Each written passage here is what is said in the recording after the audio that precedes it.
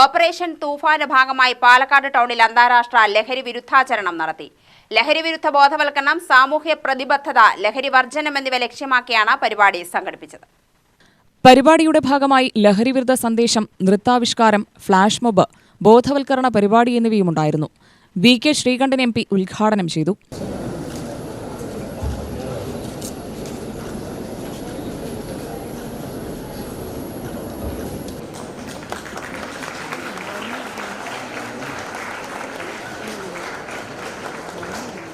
യുവതലമുറയെയും വിദ്യാർത്ഥികളെയും ലഹരിക്കടിമകളാക്കി സമൂഹത്തെയും രാജ്യത്തെയും കുടുംബങ്ങളെയും തകർക്കുന്ന ലഹരിക്കെതിരെ ഒന്നിച്ചു നീങ്ങണമെന്ന് VK ശ്രീകണ്ഠൻ MP പറഞ്ഞു.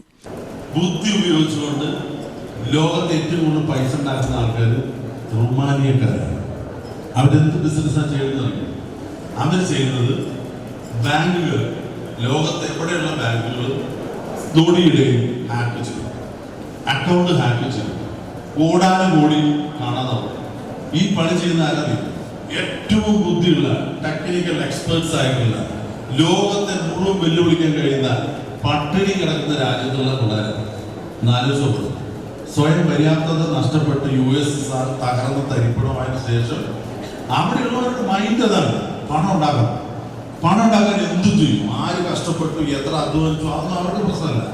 സെക്കൻഡ് വെച്ച് നമ്മുടെ അക്കൗണ്ടിലേക്ക് പലരുടെ പൈസ പോയിട്ടുണ്ടോ അറിയില്ല. ഡെയിലി SP-ക്ക് പരാതി കിട്ടുന്നു പാലക്കാട്.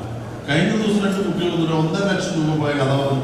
സങ്കടം വന്ന കുട്ടികളുടെ കാര്യം കിട്ടും. കാരണം ഒരു മെയിൽ വരുന്നു, പിന്നെ പാസ്വേഡ് ചോദിക്കുന്നു, ടക്ക് 2-3 മിനിറ്റിനുള്ളിൽ അക്കൗണ്ടിലുള്ള പൈസ കിട്ടും.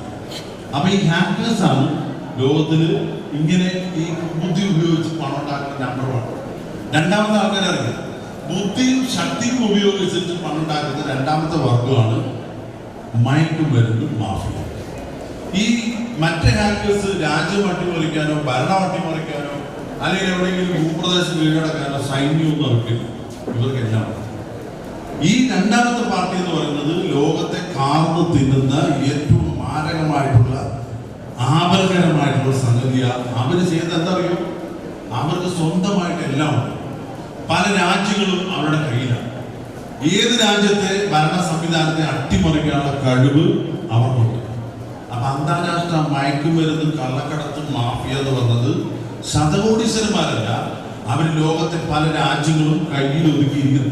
ഇത് ഉൽപ്പാദിപ്പിക്കുന്ന ചില രാജ്യങ്ങൾ അവരുടെ ചൊൽപ്പടിക്ക് നിൽക്കുന്നവരാ.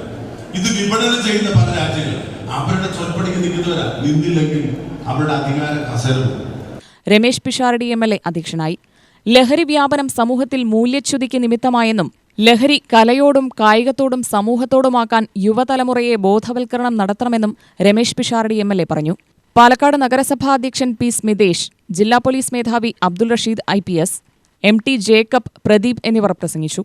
അന്തർദേശീയ അത്ലറ്റ് ടിൻഡു ലൂക്ക പരിപാടിയിൽ പങ്കെടുത്ത് ലഹരിവിരുദ്ധ സന്ദേശം നൽകി. UTV news, Palakkad.